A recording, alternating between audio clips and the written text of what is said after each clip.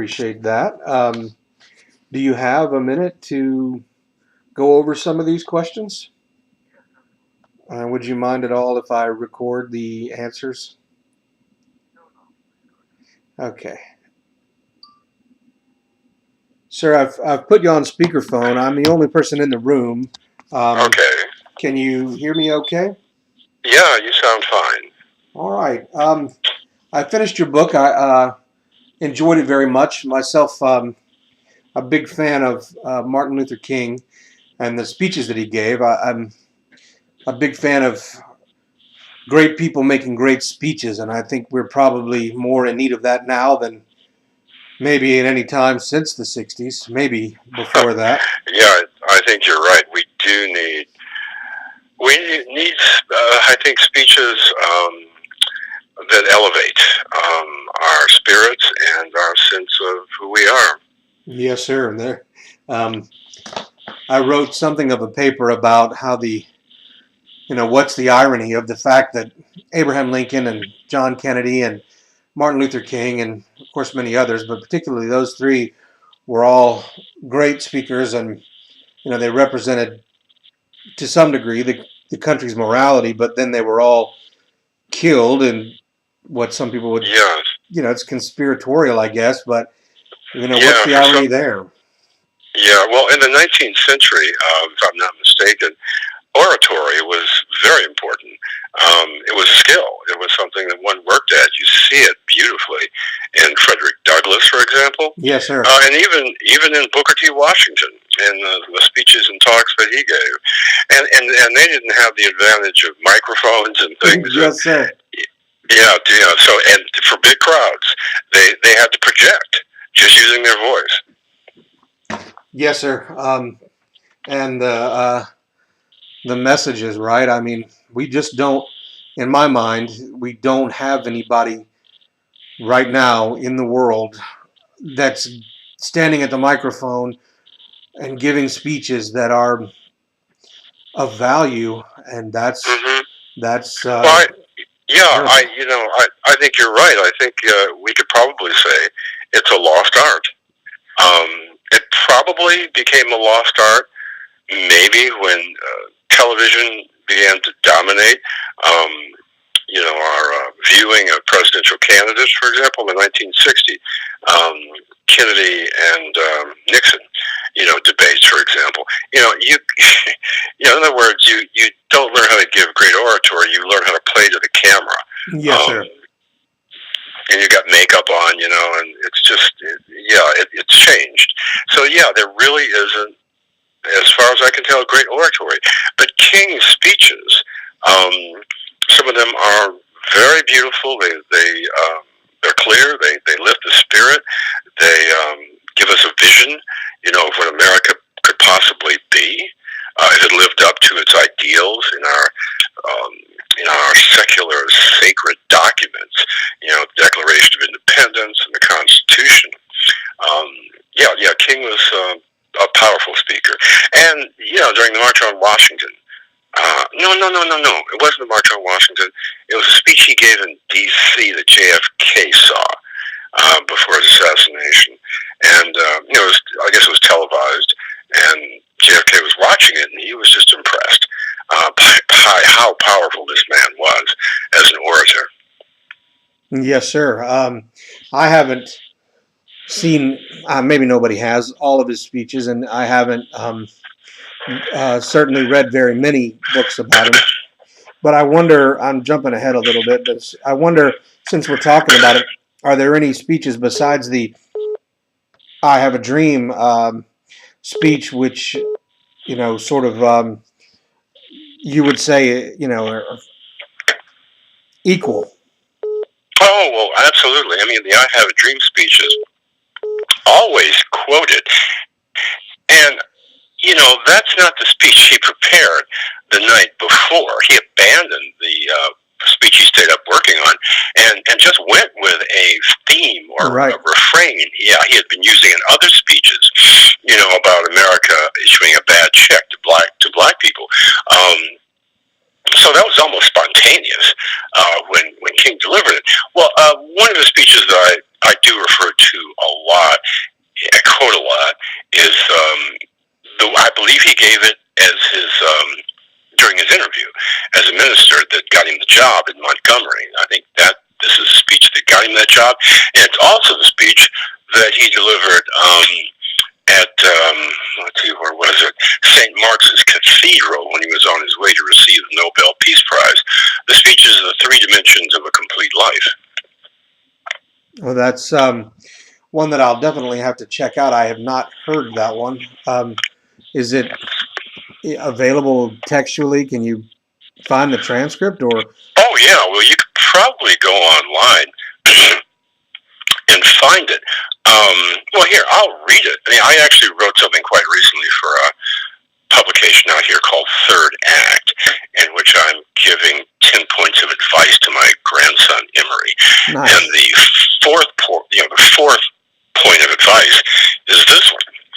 I would ask Emery to read Dr. Martin Luther King's favorite sermon, The Three Dimensions of a Complete Life.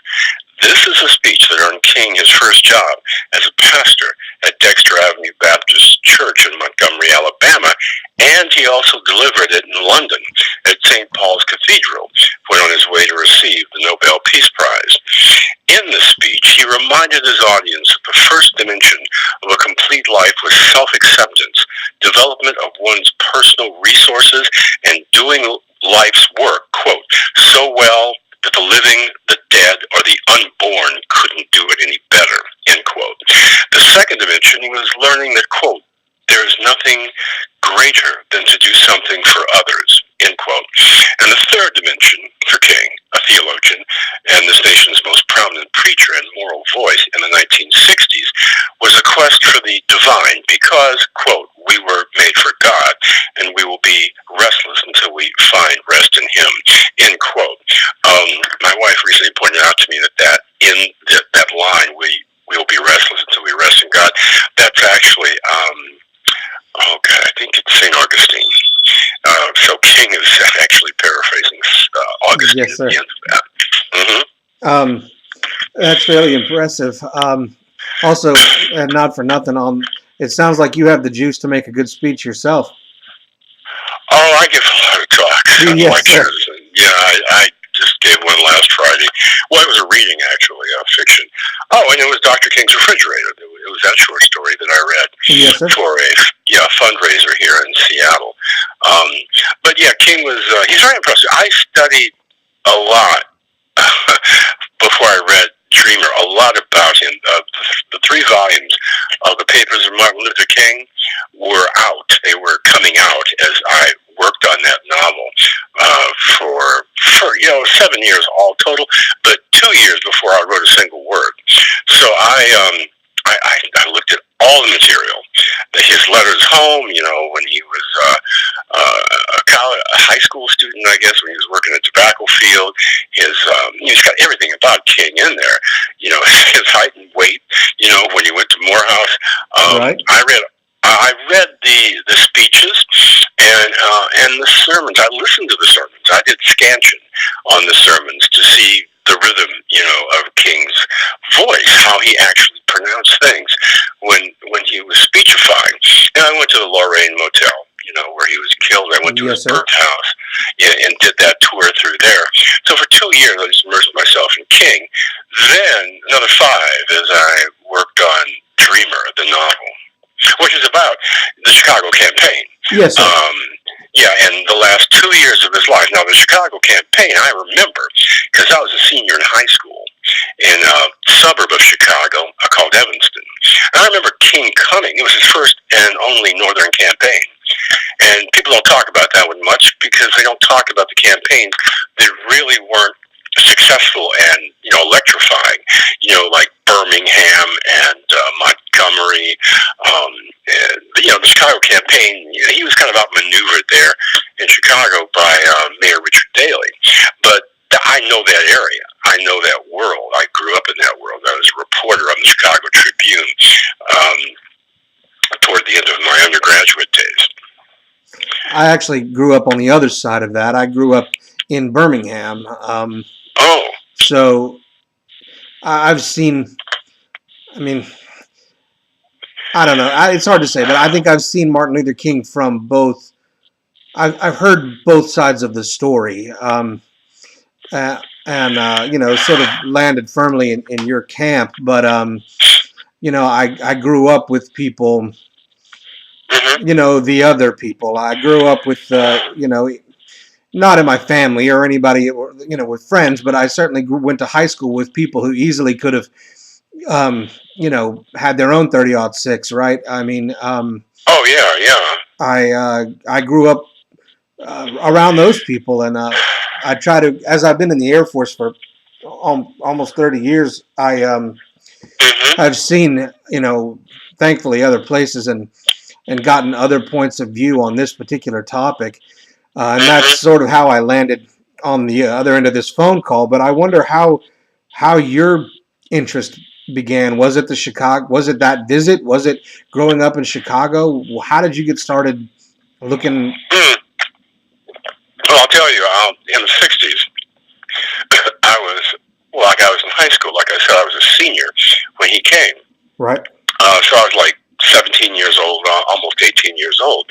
And to be perfectly honest, as a young black male in Chicago, I tilted in certain ways toward Malcolm X more than I did Martin Luther King Jr. because I didn't believe turning the other cheek if somebody attacked me or somebody that I loved.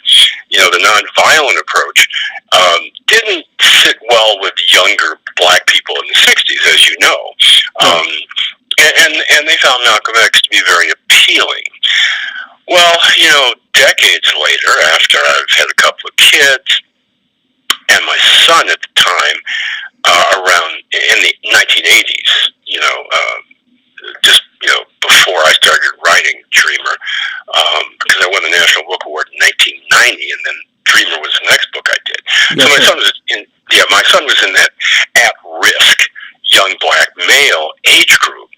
And I thought to myself, King is very often portrayed in a one-dimensional way as just a civil rights leader for black Americans. But wasn't there more to him? Wasn't there more to this man? Didn't he say other things about, culture and how we should live? And didn't he do that?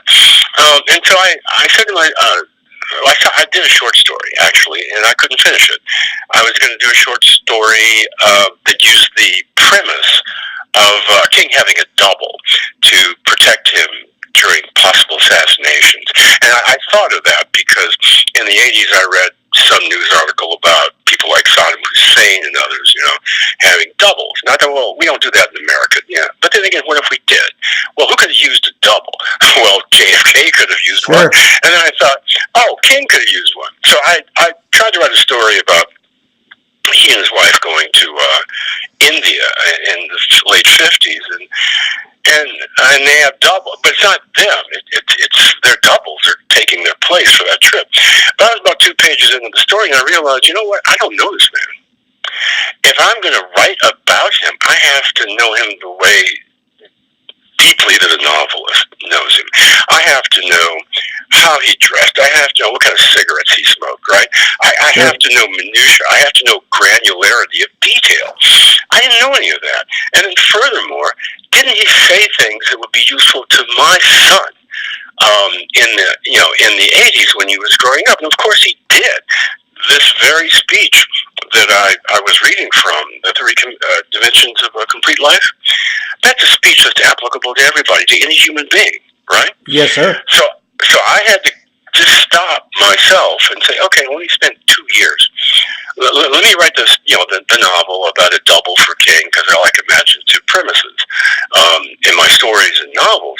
But let me just see if I can give a portrait of King that is different than the one that's airbrushed, where all the scars and the sweat have been erased, from his face. This guy was stabbed like 37 times or something like that.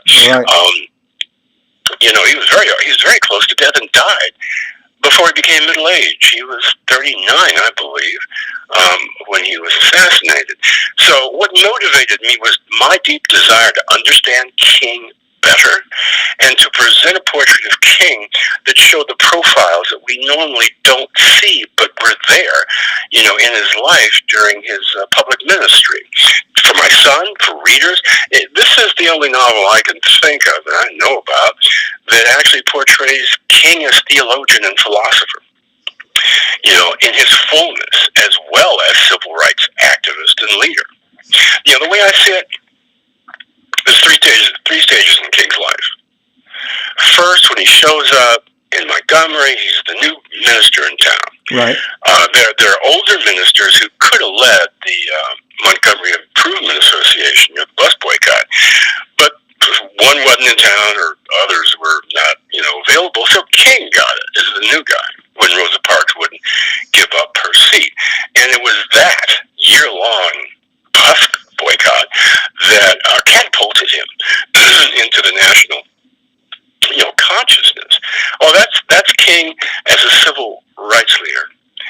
There's another King that emerges around the time he gets the Nobel Peace Prize, because he's the first internationally known figure to oppose the Vietnam War, which LBJ was very disappointed with, because he was an advocate for civil rights and the war on poverty, and he thought, King, why is he criticizing me on the war in Vietnam? Well, anyway, King took that risk, and he got a Nobel Peace Prize, and he suddenly sees himself, I think, now as an international advocate for peace. That's the second King that I see. And then towards the end, which is the period my book covers, the last few years of his life, he becomes he becomes even larger than that. He becomes the one man who could combine the civil rights movement, anti-war movement, and the labor movement, because he's going, to I guess it's Memphis. Memphis, that's where he's killed, right? He's going there to help the black garbage men who are not in the union. So he could have become the most powerful figure, really combining those three threads, right? Labor, civil rights, and anti-war in the late 60s. So there's three transformations that I see King morphing through in that period, from I guess it was 54, was it, to 1968. Well, let me ask this: when you started that, and you said you didn't know who he was, you started your story with the double, but you didn't know King. What sort of secondary sources did you use? How did you find out what sort of cigarettes he smoked and what he liked to eat, and also the other sides of him? Well, I literally read everything that I could get my hands on regarding King. The papers of Martin Luther King are really good documents. His college papers are in there. All that stuff is there. But I read biographies of King. I read studies of King as a theologian. Right, those are out there. As I said, I listened to his speeches and sermons. Both of those. Went to the places where he was born and died. And one very good book is "Let the Trumpet Sound" by Oates, who teaches at Amherst, I believe. When I was in a book tour, I stopped at a bookstore there to sign books, and he came, and I thanked him for writing that book, "Let the Trumpet Sound," because it's a narrative, a very powerful. It's history written as a story. And he told me that my book on King was the best he'd read, at least at the time. And his own direction, he told me, was to use more novelistic narrative techniques when writing history, as historical studies. So there's an intimate connection, I think, between those who write history and novelists, who in their own way, are also presenting a narrative to the public. So and then long after that, after I finished the novel and it was published 20 years ago, actually, this year, I would do a lot of talks about King on MLK Day, his birthday in January.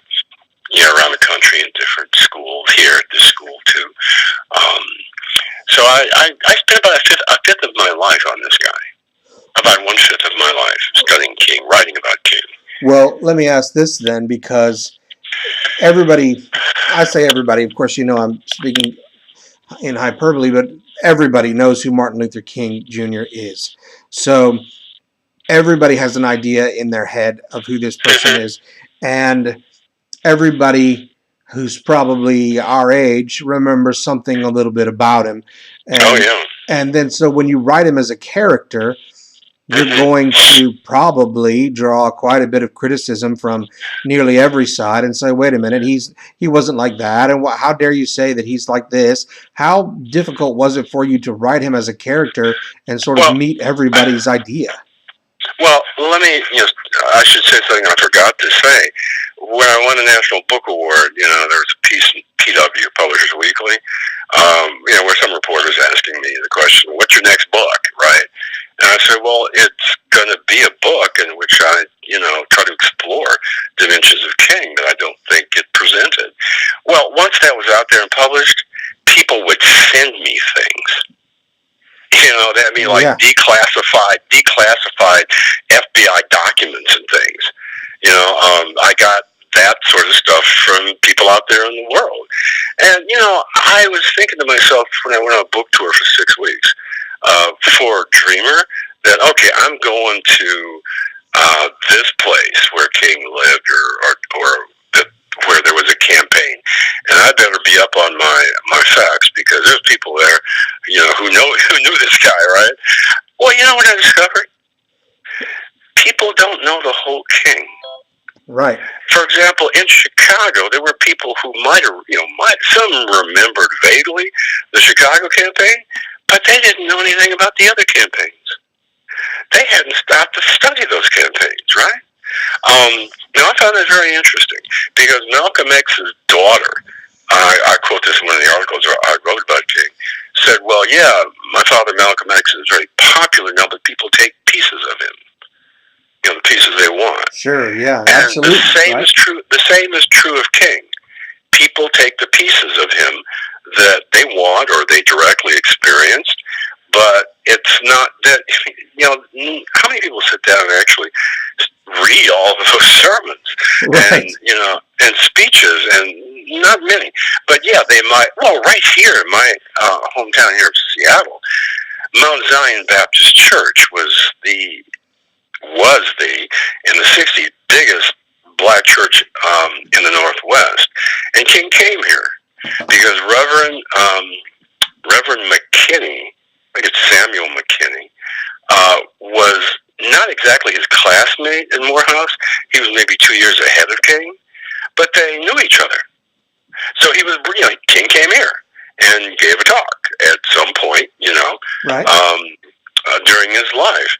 And I think there's even a statue, a bust, it's really a bust of his head, in Mount Zion commemorating that visit. So yeah, the guy was all over the place. He was, Jesus, it's like I said, in the preface, he logged as many miles as somebody, who was going to Mars, right? Right. Just crisscrossing the country. A remarkable 12 years. I estimate for his public ministry, about 12 years. So did you get a lot of people, that were sending you things, did you get a lot of criticism? Within the writing, did people say he wasn't really like that, or? No. No, good. Because I feel like that must be the issue. No, there's things that I invent in the novel. For example, I was in Evanston, Illinois, right? When King, in 66, it was January of 66, I believe, that King came to Chicago. And like I said, I was a senior in high school. Well, I, in the novel, bring King out to Evanston, my hometown. Yes, sir. And that never happened. He didn't go to Evanston. Right. He didn't make it out there. But he meets at a church, I forgot what I call it in the novel, but it's a church that was built by my great uncle. And there's a disguised version of my great uncle and a black woman who almost single-handedly brought about the creation of the first black hospital in my hometown. audience, right? But they're in the audience when supposedly the double is going to give a speech at this place, but it turns out to be King, right? And it's a big speech. It's about the universe, really, and all the things that connect us as human beings. But that was my hometown, which quite literally my great uncle, he had an all-black construction crew in the 40s. He came from South Carolina, and he wrote back to family members in South Carolina that if your sons and daughters need work, they come work for me, for the Johnson Construction Company in Evanston. My dad, at age 25, took him up on his offer and came north and met my mom, who lived there. The high school I went to was integrated, back in the 30s. I went to the same high school my mother did. Nice. He met my mom, and they had me, and that's that story. But all over the North Shore area, my great uncle William Johnson built residences, churches, apartment buildings, and he's kind of like the family patriarch. So I have King come to the church, quite literally, that my great uncle built, which is across the street from my grandmother's house, because I would sit on her porch and look at the parishioners coming out of that church a lot. And he gives a speech there. And so I kind of tie in some personal history by that fictitious, little trip that King makes out to Evanston, Illinois. Did you, in the research and the years that you spent, did you find that there were any other civil rights leaders who were on par with King, maybe overshadowed by his obvious time on TV and things along those? Oh yeah. Well, there was always that. Well, there was always that, in the background. Other civil rights. Yeah, I mean, there are a lot of civil rights leaders out there. King knew them, worked with them, quite a few of them. God, who was the guy in Harvard who was, I can't think of his name right now. It should come to mind. Oh, God. He's from Harlem. He was from Harlem. Adam Clayton Powell. Felt, I think, a certain competition with King. King himself would look at the newspaper when it came out, when there was a poll taken on who is the greatest civil rights leader, and it would be him. And he would say to himself, "No, this is a quote." He would say, "I shouldn't be like this. I shouldn't be, so competitive with others." But he felt pleased that he always came out on the top of those polls, right? He was the young guy. Think about it for a minute. In the 50s, coming out of World War II, right? Yeah. We're looking for, youth culture. We're looking for youth. We're looking for young people, like a young president, JFK, right? We're looking for new, and then in the 60s you get the Beatles. We're looking for youth and vitality. Sure. And that's King. Now, there had been other civil rights leaders around for a while, decades. The guy who organized, the Pullman Porters. I mean, going all the way back to early in the century, with those really heroic black men and women who prepared for King, during the era of segregation. Right. Daddy King, his father, Daddy King, was certainly in that group. So was W.E.B. Du Bois and the founders of the NAACP, right? Now, what was different about King, there's two things I guess I should say. The NAACP approach was the legal approach, right? Yeah. It was to get a test case that you could bring into the courts that showed the egregious nature of discrimination and racial discrimination, and that approach, that legal approach, was very effective, and it was really what brought to an end the Montgomery bus boycott, because that dragged on for a year, right, until the Supreme Court, I believe, made a decision. That was the NAACP approach. Right. Well, King's and the Southern Christian Leadership Conference, their approach was, what's the phrase? I can't remember. It was active. It was to go into a community and dramatically demonstrate the,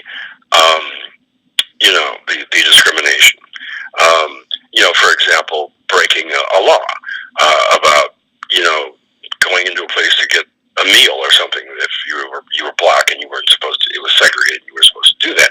In other words, you brought drama this way to the problem of America's version of apartheid, and it was the age of television, so the whole world would see this.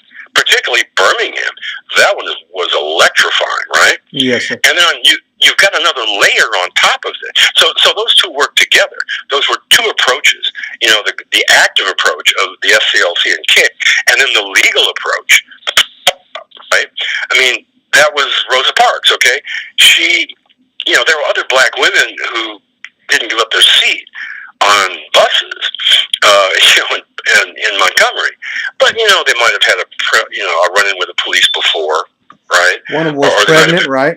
A young girl or something like that, yeah. But Rosa Parks was clean. She was squeaky clean.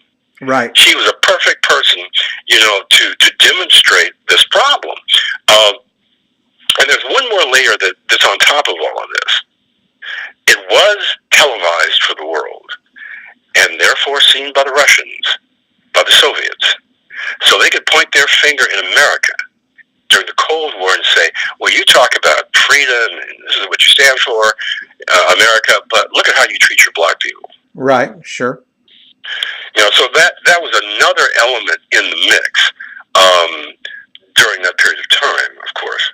Well, are there films or something that's out there that you would recommend that people watch if I want to, you know, give my kids maybe the short version? Yeah. Well, you know, it's hard for me to pick one film because there's a lot of them out there. Sure. But I guess the series Eyes on the Prize maybe would give a pretty good. I have 3 or 4 tapes of that in the other room. Eyes on the Prize would give them a pretty good overview, I think, of the civil rights movement and what was happening. I know it's competition for you, but are there any other books that sort of portray him in the historical fictional light that, like you do, that you would recommend? Or well, no. Dreamer is the only novel in which King appears in his fullness. There's another novel that has a disguised version of King. I think Julius Lester wrote it. I believe the title is All Our Sins Forgiven. But that's really not King in terms of the the biography. Okay, yes, we know it's kind of a kind of King figure. Then there's a play I can't remember the name of by a black woman that takes place at the Lorraine Mortel with 2 characters, King and a black maid, I think it is, the night before he's killed. That one actually, people in the civil rights movement didn't want her to do that play because of the way she portrays King. You know, one of the reasons I have thought about this, why I think people in my generation, black writers in my generation, the baby boomer generation, right, didn't really pick up on King as a subject for, you know, dramatization, because a lot of us tilted towards Malcolm X. Yeah. You know, we didn't really embrace that idea of integration. I mean, some black people are separatists, okay, like the Nation of Islam. You know, integrate. You see, I think there's 3 things I point out as essential for King in Dreamer. I try to boil it down to 3 things, and I'm trying to remember what they are. Nonviolence was one of them. Nonviolence is a way of life, which is something that Congressman John Lewis talks about. You know, that nonviolence wasn't just a civil rights tactic. It was supposed to be a way of life. Another one was agape, the love that supposedly God has for man, is an unselfish love, right, like that of a mother for, you know, like a mother for her child. That agape is the kind of love that King talked about. And then there was a 3rd thing, I can't remember what it is right now because I don't have the book in front of me. But, you know, 3 essential things about King.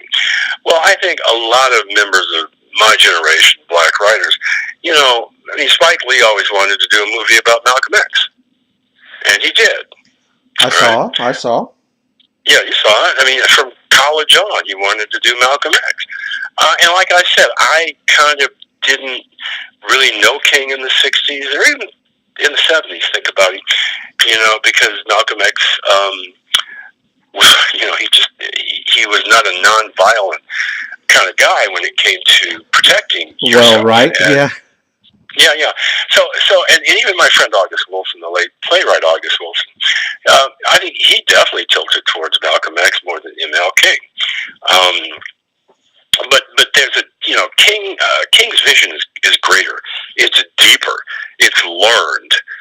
You take a look at Letter from a Birmingham Jail that he wrote without research material in the jail, and he wrote it on scraps of paper and toilet paper. That is a learned man. His knowledge was at his fingertips for him to do that, and under such duress, right? In such a pressured situation. But it became one of the most important documents in American history. Letter from a Birmingham jail. Yes, sir. Do you mind if I skip a little bit to the book specifically? Please, go ahead. So, as we were talking about King and his charismatic speeches, that's what drew me to him the most. And in your book, you say his sermons were a shimmering creation, a synthesis so beautiful that it could convert the Wolf of Gubbio. Oh, right. And I read that, and I'm like, yes, exactly right. Except that it didn't. And I kind of feel like the Wolf of Gubbio sort of is representative of the racist, the other side, the racist white people, right? Those are the people who need to be converted, and he didn't do it. He didn't get there. Well, he didn't get them to change. Well, yes and no. In my opinion, I do feel that, the example I use for agape is that, how do you love somebody like George Wallace in the 50s or 60s, right? He's an unlovable man, standing in the door, right, to prevent integration in the school. But you see a change in Wallace by the 70s. You see a change in Wallace. Now, I have a former student who is provost now at Washington and Lee University, where Lee is buried, right? Yeah. And that school is under a lot of pressure right now because of the people pulling down Confederate statues, and this is Washington and Lee. And my former student he's a really fine literary scholar, Mark Connor. He's provost there, and I once asked him a question in an email. I said, Mark, if you had to give a multiple choice test to your students about the civil rights movement, and this was a question, how would you answer it? Either the civil rights movement succeeded, or B, it failed, or it's a mixture of failure and success. And naturally, he chose, multiple, the third, because I think that's right. There were people whose lives were changed completely by King. I mean, transformed by him. I did a book called The Photobiography of Martin Luther King Jr. with the late civil rights photographer Bob Adelman. And Bob was a Jewish guy, he's the official photographer for SNCC and CORE. And he said that King was his savior, right? Most famous pictures that you've seen, you know Birmingham. The picture of the black man with the dog pulling at his pants leg. Yeah. Bob took that picture. No way. Yeah, he took that picture. He was there. He followed the movement. His archives were just sold to the Library of Congress. It's an incredible archive. And I basically wrote a text to go along with his pictures. It's called The Photobiography of Martin Luther King Jr. Now, my same text was used last winter, March, for another retrospective on King done by Time Life. It's my text, Bob's photos. Now, also, these are not all Bob's photos. They are photos by photojournalists of the time and Bob's. Okay, right. That picture at the march on Washington, where you're looking up at him at the microphone, right? Bob took that. He was kneeling underneath him. So you might want to see if you can get a copy of that. Yeah. It's called The Photobiography of Martin Luther King Jr. And then let me see if I can find it. Last March, the text that I wrote for it was used for another photo book on King. I think I stuck it over here in the library area in this room. Let me just see if I can find it so I can give you the title. Oh, and it has this book, this book that came out, has a introduction by Congressman John Lewis, who knew King, of course. I'm looking for it here on my shelf. There it is. I think this is it. This looks like it. Hang on a second. I'll find it. Yeah, it's Life. 50 years later, a leader remembered. Martin Luther King Jr., forward by John Lewis. And then it's got my text. And, this is basically Bob Adelman's book, The Photobiography of Martin Luther King Jr., but they've added new photos to it, right? Yeah. So this is published by Life. Nice. Last March or so, I think it was. Okay, let me just see here. Where shall I stick this back on my shelf? Here, maybe up here for the moment. I was going to say something else, but I can't quite remember what it was. Well, we were talking sort of about the people who were their life was changed by him, but also that there existed a group of people who were not. Oh, yeah. Well, the civil rights movement fundamentally created the two political parties, Republican and Democrat, as we see them today. In King's time, there were Southern Democrats, right? And they fled the Democratic Party after, the Civil Rights Act, the Voting Rights Act, and Nixon brought him into the Republican Party with his Southern strategy. Right. So they moved over to the Republican Party's far right wing, I guess. But that's, that time, the Civil Rights Movement transformed those two parties in the 60s. And they wouldn't exist as they do today if that hadn't happened. Okay. All right. That's maybe, I don't know. I would probably have to spend another little bit of time talking about that piece. I'm not 100% sure I see eye to eye with you on that one, but I'll that's for another day. Okay. In the book you mentioned, and this is particularly important as we were talking about Chicago, but you mentioned the average Negro was making $4,700 per year. And there were the cheapest slums were about $90 a month. But the Chicago operations were costing $10,000 per month. Where was the money coming from? Well, I think it was coming from donors. It was coming from donations. Sure, but it would have to be either a unfathomable number, or particularly some people who were affluent, right? I mean, it had to be. Oh, yeah. Oh, well, you had, there were white people who supported the Civil Rights Movement, right? Sure. And they raised money in churches. Harry Belafonte out in Hollywood was getting other actors that he knew to support, right, the Civil Rights Movement. Yeah, absolutely. I mean, 10,000 is a lot, particularly in 1966, right? Right. It's a lot of bread at that time. Yeah. But think about it this way too. King got money, a chunk of money for the Nobel Peace Prize, right? The Nobel Peace Prize comes with right. A monetary award. He divided that up among 3 civil rights organizations. He didn't keep any of it for himself. He didn't keep, even his speaking fees and all of that went into the movement. Oh, so, you go sort of, not out of your way, but you certainly talk about that he lived in one of these places. You sort of call it a urinal, where people were just peeing in the doorway, and it was just a total fire trap. Did he live there were you saying that he lived there to try to keep himself as sort of a man of the people and not staying in the hotels? Oh yeah, no, that's absolutely right.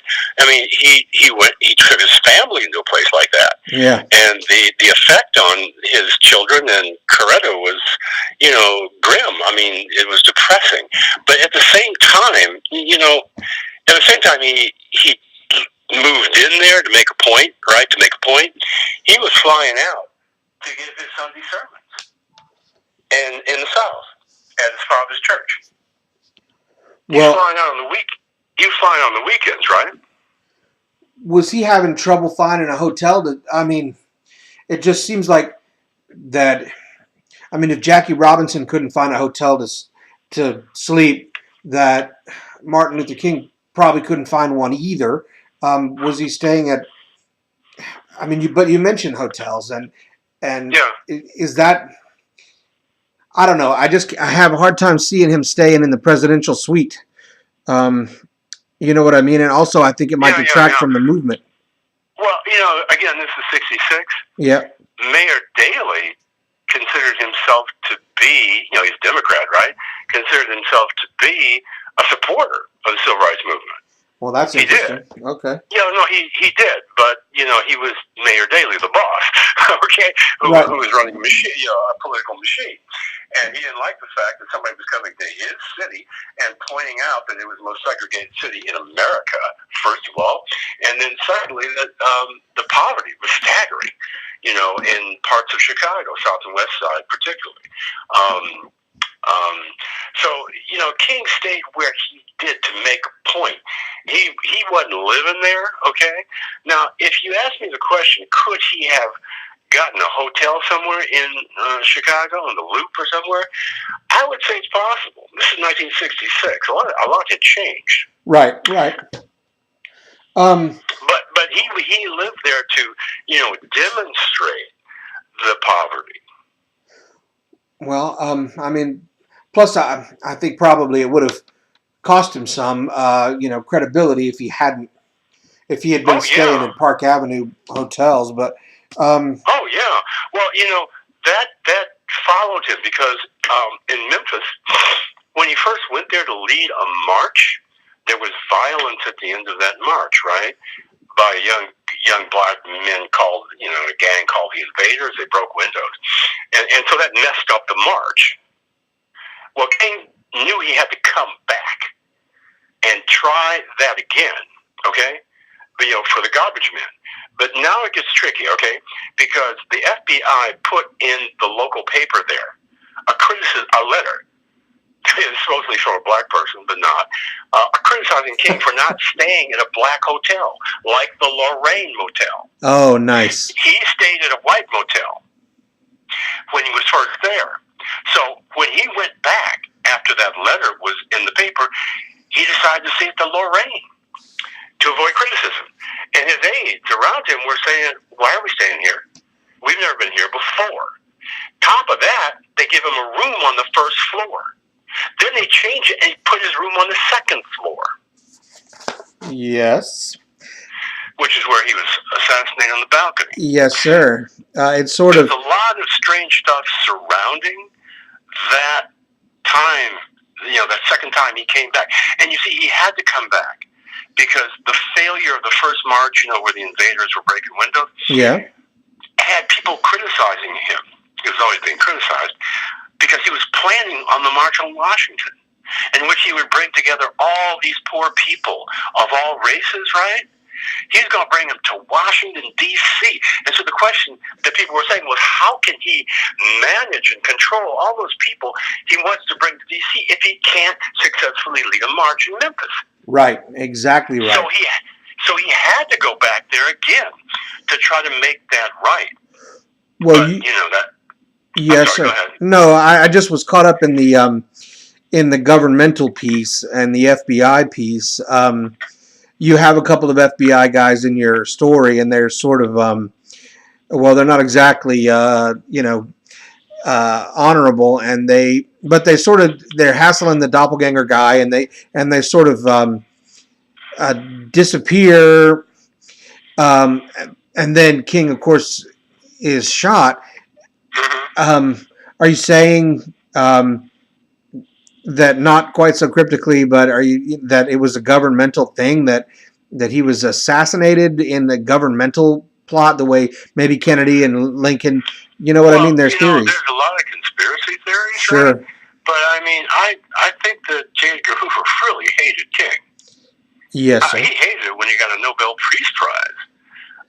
There's too many little threads that are difficult to, they're dangling. They're difficult to tie up. But I think I'm not going to, go on the record and say No. This is know, not that. because I don't have the empirical proof, and there are documents that will probably be unsealed in the near future that might give us more evidence about whether or not this was a setup. We don't, we can't say for sure, but there's, it sure smells funny. Yes, sir. Put it, right? Yes, sir. It sure smells funny. So, yeah, I'm not sure if I answered your question there or not. No, I mean, I had the same. Well, to be honest with you, I didn't. I never thought of that piece, and I never thought. I mean, I did about Kennedy, and I read a book about the assassination of Lincoln, called "Killing Lincoln," and then it explained how that was, very conspiratorial, and then I read your book, and I'm like, oh, okay, so there's that too, and it didn't occur to me. What did occur to me, and I'll make this my last question because I have kept you for an hour, and I certainly appreciate your time. But my final question is, do you believe that he knew he was going to be killed and that his death would advance the cause and therefore... King's last speech was called Unfulfilled Dreams. Yes, sir. And it's a powerful speech, in which he says, and this is a quote, "We are trying to finish the unfinishable." Right.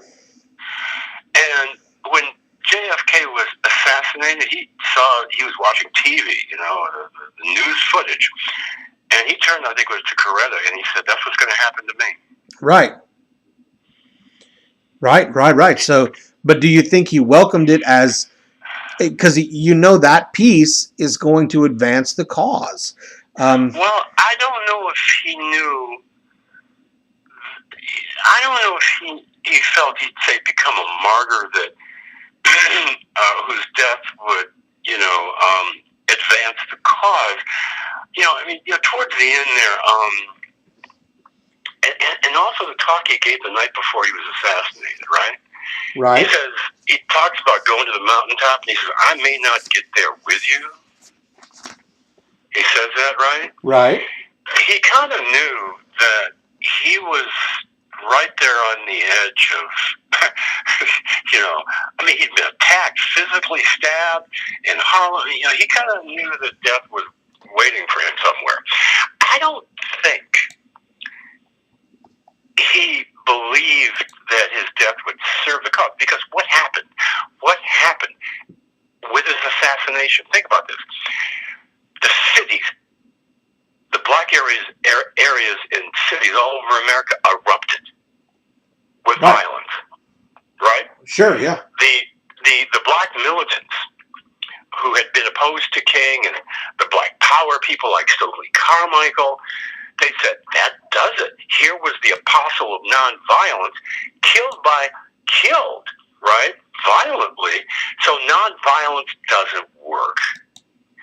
That's when the shift happened. 68. The idea of nonviolent resistance was dismissed. And you got all these groups that are suddenly out there, the Black Panthers and Symbionese Liberation Army going into the early 70s, right? And, that was supposed to be the death knell. The death certificate for nonviolence as an approach. And I think that's wrong. Because why was nonviolence important to King? Well, even before King, there were civil rights people going to India and studying the approach of Gandhi. Right. The nonviolent approach of Gandhi to get rid of the British colonialism, and they studied that and they saw how it worked. King even says Christ gave us the message. Gandhi gave us the method. Right, that's a quote from King. Sure, but also Gandhi was, the same way, but he was also killed, and so was Jesus, and so was Lincoln, although he wasn't really nonviolent, and neither was, I guess, John Kennedy, but still, the history points to the fact that the purveyors of nonviolence are going to meet a violent end, no? Well, excuse me. Not at all. That seems to be the case. But we have to put this in context, too.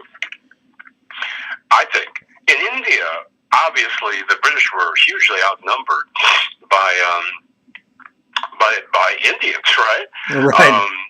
But that was Gandhi's approach. Well, now think about America. Black people in the early 20th century, going into the 50s, only made up 10% of the American population. You couldn't have a violent resistance or violent revolution. You'd be destroyed. You'd be outnumbered. They had all the weapons, right? Sure. Now, if we look at the history of the Black America in the 20th century, going back to around the time of and after World War I, there were race riots in this country, right? And a huge death toll because of for Black people, because we were outnumbered, 10 to 1. So the idea of violence as an approach, it just didn't make any sense to King. You'd be slaughtered. Well, surely that couldn't have been the only reason, right? Because it wouldn't have been a black on white war. It would have been, because there would have been white people on the other side, right? There would have been white people with King. But Sinclair Lewis wrote a novel called King's Blood Royal that ends with that. It's a guy who thinks he's white. He comes back from World War II. He's always thought he was white, right? But he does a little research and discovers he's got a black relative way back there and up on the family tree. Sure. And so he tries to connect with the black people in his segregated town. And he comes to learn about them and see that they're people of all kinds. But all the white members of the community tell him, do not reveal that you've got a black ancestor. They're very racist. And at the end, they're coming to his house where I think he's protecting a black person, and he takes up arms, right? At the end of the novel. It's King's Blood Royal. The NAACP gave that an award when it was published. I wrote an introduction for it years ago. Nice. An edition of it. Well, Dr. Johnson, I'd tell you, I could talk about this all day, but I know I'm not supposed to. So, this has been very rewarding for me. I appreciate that. I'm going to probably, if it's all right with you, I'm going to type up this sort of transcript and give it to my professor and say this is sort of what we talked about. And is that all right if I do that? Sure. Provide those notes? Absolutely. All right. Well, I thank you so much for your time. If there's any questions about what I said or mispronunciations, if you send me a transcript, I can go over it, right? And, fix any little thing that I said that doesn't make sense or something. Yes, sir. Yes, sir. I don't really know how to, I guess I'll just type it as I go. There must be some sort of way that I can transcribe it without having to, listen to it and type every word, but maybe I do. I don't know. So. Well, you know what I've got that's, it's not going to work, I guess. And it's not going to work in your case with this. I've got something called Dragon Point and Speak. I know Dragon, yeah. Yeah, you know Dragon. So you can actually speak and it'll transcribe, but you've got a tape, and I don't think that would work for that. We'll just have to. Yeah, I was thinking about that because I do have Dragon, and I have some other text-to-speech things that I think I might try. But I appreciate very much your time, sir, and your particular insight into a subject that I hold particularly dear. So, down here in Alabama, we're not what you hear, not everywhere. Have you visited? Okay, I believe it. Have you been here? Alabama, probably been through there, but I'm 70, so at some point in my life, I think I probably was. Yes, but, sir. It's been decades, at least decades. Yeah. Well, we've come a long way. It's not what it once was. There's at least 15 or 16 of us who are. No, I'm just kidding. All right. So, thank you very much for your time. Hey, it's progress. Yeah. Yes, sir. One person at a time, one mind at a time. Yeah. All right, sir. Have a great day, and thank you so much for your time. All right. Thank you. Yes, sir. Bye-bye. Bye-bye.